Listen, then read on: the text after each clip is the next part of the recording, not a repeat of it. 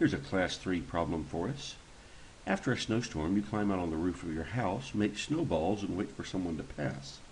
In due time, that annoying kid from next door comes out in his front yard and starts making snow angels.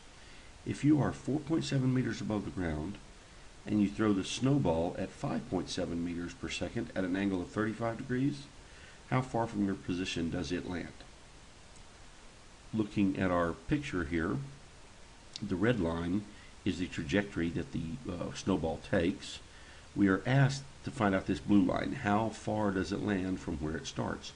But in order to do that, there's going to be a number of steps. We must first resolve its trajectory into starting velocity into how much goes horizontally and how much goes vertically.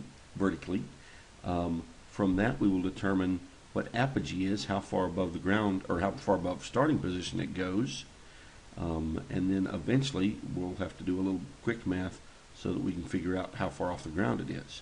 We'll use all that to determine how many seconds it took to get to apogee and how many seconds it took after apogee before it hit the ground. Knowing that total time, we'll be able to determine how far this, what the range is, how far down the blue line it goes.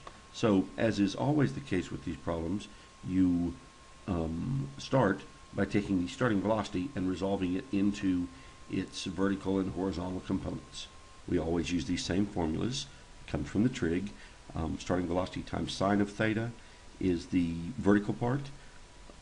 Starting velocity times cosine of theta is the horizontal part.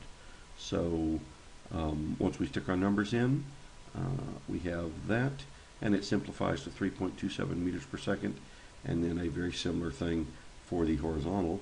And when the dust settles, starting velocity is 3.27 in the vertical direction, 4.67 in the horizontal direction. Okay, that's really kind of before the problem starts. Now we're going to have to do a number of one-dimensional kinematic things.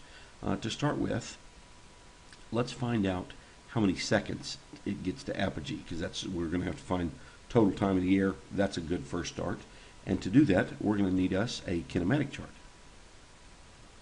All right, here we go. I've labeled this one. It's vertical, and it is launched to apogee. We're figuring out time and maybe some other stuff from the moment it launches up until it gets to apogee. So let's see what we know. Well, for displacement, that's what we're going to end up not knowing or caring about. Time is what we're curious about. Starting velocity is this starting velocity. This is a horizontal problem, so it is the horizontal thing that we figured out. Velocity later. When it reaches apogee, velocity is 0, so that's that. And then, of course, acceleration is minus 10 meters per second squared. Okay, because the null sign is here by displacement, that leads us to dash. So let me put dash here. There it is. We're looking for time, so we have to solve for time. That's the solution for time.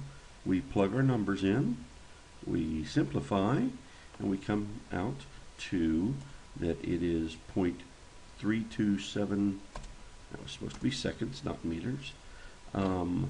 So the amount of time it takes for it to reach apogee is 0.327 seconds.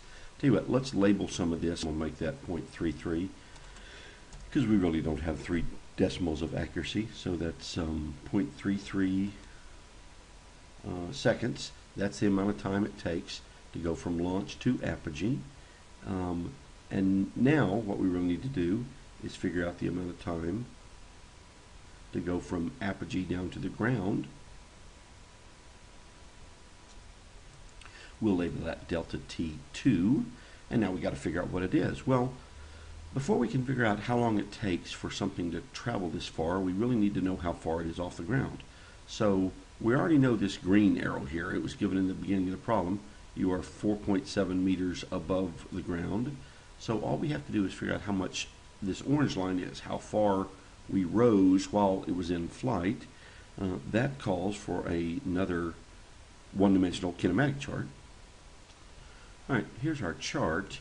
Now we're looking to find this delta D. This is what we're trying to figure out to get us from apogee back down to the ground. Well, that's really going to turn out to be the starting displacement plus some other number. That other number being this orange arrow, and that turns out to be this right here. So figuring that out is going to be fairly easy, because from this kinematic chart we already know 4 things, so finding the 5th one is easy. I always pick the easiest one algebraically, which is is Dash, but we can't use Dash in this case because he didn't have delta D in him, so we're going to use Bob. I'm going to get rid of all of this since we're done with it, and I'm trying to keep all this on one page.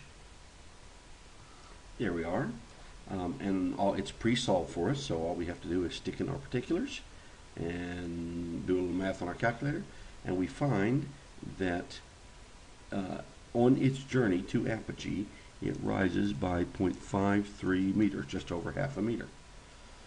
Okay, now 4.7 plus 0.53 is 5.23 meters. That is total distance from apogee to the ground. Now, I want to know the time that it takes for a particle to make this dotted distance, this red line, but it's the same thing as me solving a one-dimensional vertical problem where a particle just drops from this height all the way down to the ground, straight down. So that's that. If it's dropping straight down, its starting velocity is 0.